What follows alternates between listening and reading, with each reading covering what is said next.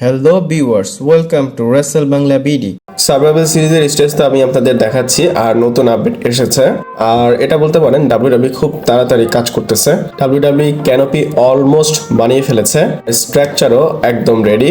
আপনারা টাইম ল্যাবের একটা ভিডিও স্ক্রিনে দেখতে পাচ্ছেন, এখানে দেখলেই বোঝা যাবে যে ডাব্লিউডাব্লিউ খুব ফাস্ট কাজ করতেছে। আপনাদের এটাও বলে দেই, এই ভিডিওতে কিন্তু দেখা যাচ্ছে ক্যানোপির উপর কাজ করা হচ্ছে। ক্যানোপি হচ্ছে রিং এর উপরে যে সেকশনটা থাকে, মানে এটার উপর কিন্তু ওয়ার গেম কেসটা আটকানো থাকবে। আপনারা রেসেলমেনিয়া থেকে ছাদ দেখেন না, যে উপরে থাকে পুরো স্টেডিয়ামের মাঝখানে, তো এটাও ওইরকম হবে। আর এই ছাদকেই ক্যানোপি বলা হয়। আপনারা তো দেখতে পাচ্ছেন অলরেডি সার্ভাইভাল সিরিজের ক্যানোপি ডান হয়ে গিয়েছে। এটা কিন্তু একদম কর্নারে, আমি ভেবেছিলাম এটা মিডলে থাকবে। আর আরো একটা জিনিস বলি, র্যামটা কিন্তু বাঁকা হবে। ডাব্লিউডাব্লিউ কার্ভ র্যাম বানাবে সাইড থেকে, মানে গল্লির মতো এক জায়গা থেকে ঘুরে এসে আরেক জায়গায় আসবে। আমার কাছে এই জিনিসটা ভালো লাগে না, আমি চাই লম্বা হোক, অনেক দূরে হোক, কিন্তু সোজা হবে। আমার কাছে এই বাঁকাটা আন্ডারগ্রাউন্ডের যে এন্ট্রেন্স এরকম মনে হয়। আমার মনে হয় ডাব্লিউডাব্লিউ যতই কাজ করুক স্টেজটা ভালো হবে না। আর আপনাদের বলে দিই, ডাব্লিউডাব্লিউ 2 দিনের মধ্যে এটা কমপ্লিট করবে, কারণ এখানে বৃষ্টি হওয়ার চান্স অনেক বেশি। আর অলরেডি কিন্তু আপনারা ভিডিওতে দেখতে পাচ্ছেন বা দেখতে পেরেছেন বৃষ্টি হয়েছে। এরপর কথা বলবো ডমিনিক মিস্টেরিওর বিষয়। আর সে একটা নতুন থিম সং পাচ্ছে, আর আমি তো তার থিম সং বা ভিডিও প্লে করতে পারবো না। প্লে করলে ডাব্লিউডাব্লিউ আমার অবস্থা খারাপ করবে। প্রথমত এই ভিডিওটা উড়ে যাবে, তারপর অনেকদিন আপনারা আমাকে দেখতে পারবেন না। কিন্তু আপনারা চাইলে স্পটিফাই অথবা যারা টুইটার চালান, তারা ডমিনিক মিস্টেরিওর টুইটারে গিয়ে শুনতে পারেন। তার থিম সং এর নাম হচ্ছে সুসিও ডম। আপনারা স্পটিফাইতে সার্চ দিবেন SUCIO, ডম লিখবেন DOM, আপনারা এই গানটা পেয়ে যাবেন।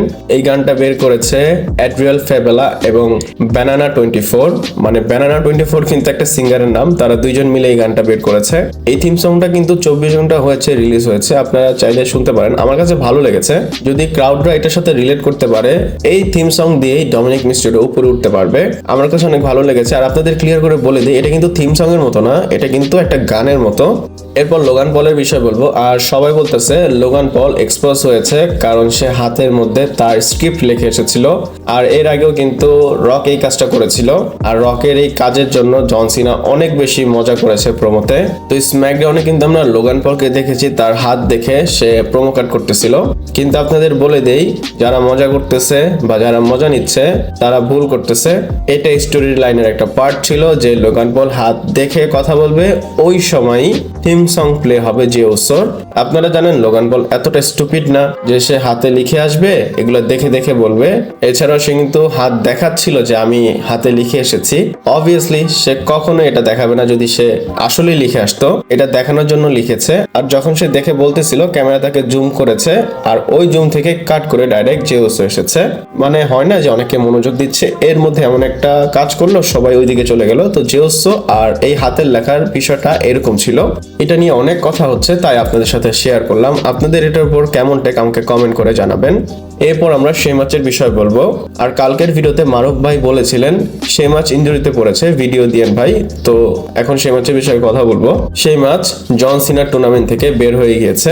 ডাব্লিউডাব্লিউ অ্যানাউন্স করেছে যে তার একটা ইনজুরি হয়েছে। আর সত্য বলতে এটা একটা ফিশি সাউন্ড করতেছে, কারণ তাকে রিপ্লেস করা হয়েছে, আসলে সে ইনজুরিতে পড়েনি।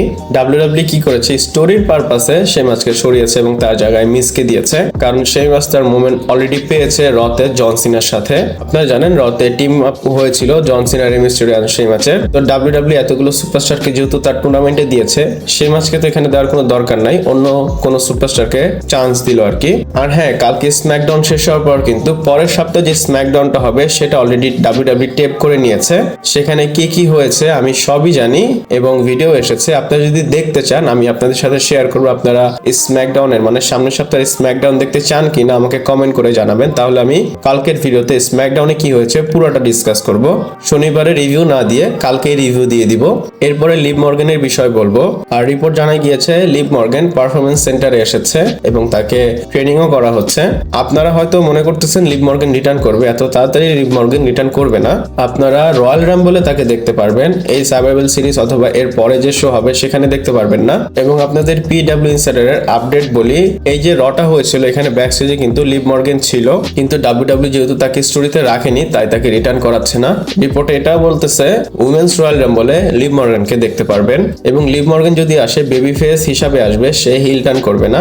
এরপর রোমান রেন্সের বিষয় বলবো। আর আমরা কিন্তু রতে দেখেছি রোমান রেন্স রিটার্ন করেছে এবং তার এগেইনস্টে ব্রক লেসনারও ছিল। আর এইভাবে সামনের সপ্তাহে রোমান রেন্স এবং ব্রক লেসনার সামনাসামনি হবে। আর এই রটা কিন্তু মানে যেটা হবে সেটা লাস্ট র সার্ভাইভাল সিরিজের আগে, তো গো হোম শো হবে। আর ডাব্লিউডাব্লিউ অলরেডি অ্যানাউন্স করে দিয়েছে রোমান রেন্স সামনের সপ্তাহে যে র সেটা ওপেনিং করবে। আমার মনে হয় সে ওপেনিং করলে রোমানকে লেসনার কনফ্রন্ট করবে। যেহেতু দুইজন সেম শোতে থাকবে, ব্রক লেসনারের তো প্রতিশোধ নিতে হবে, হয়তো সে রোমানকে ইন্টারাপ্ট করবে। আর ডাব্লিউডাব্লিউর কাছে এত বড় সুযোগ থাকতে রোমান এবং ব্রক লেসনারের ফেস টু ফেস কেন করাবে না? অবশ্যই করাবে।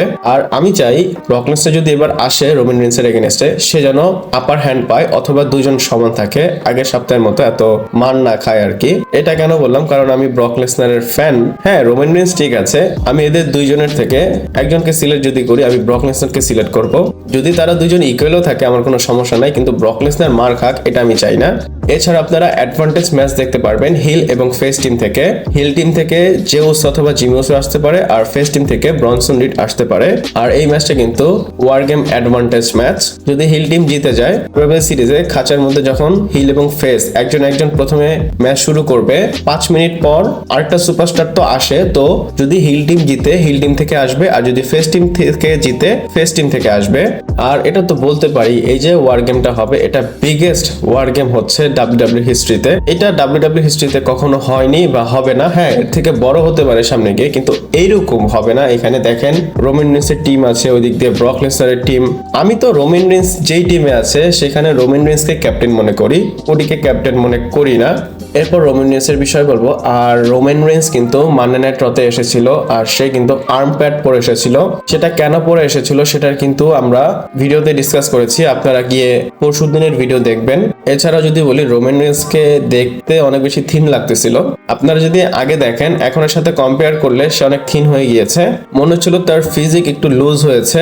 আমার তো মনে হচ্ছে সে তার মাসেল মাস একটু হারিয়েছে। আর ডাব্লিউডাব্লিউর ফ্যানরা, তাদের তো চোখ একদম বাজ পাখির মতো, তারা এই জিনিসটাকে পয়েন্ট আউট করেছে। এটা নিয়ে অনেকেই বলতেছে যে সেই অবস্থা কেন হলো, আবার অনেকে এটাও বলতেছে যে রোমান রেন্স ডাব্লিউডাব্লিউ ক্রুজওয়েটের রেসলারদের মতো, মানে ক্রুজওয়েট যারা ছোট খাটো চিকন তাদেরকে ক্রুজওয়েট একটা সেক্টরে রাখা হয়, সাইডে রাখা হয়, তো রোমান রেন্সকে সেটা বলা হচ্ছে। আমি সেটা বলবো না, আমি বলবো রোমান রেন্সকে ডেফিনেটলি উইক লাগতেছে। এটার যদি প্রশ্ন করেন যে এটা কি হেলথ রিলেটেড কোনো প্রবলেম, আমি বলবো পসিবলি ইয়েস। আপনাদের মনে করিয়ে দিই, রোমান রেন্স এখনো কিন্তু ক্যান্সার থেকে রিকভার করতে পারেনি। সে যে ট্রাইবাল চিফের ক্যারেক্টার করেছিল সেখান থেকেই কিন্তু তার ক্যান্সার আরো বেশি জোরদার হয়েছিল।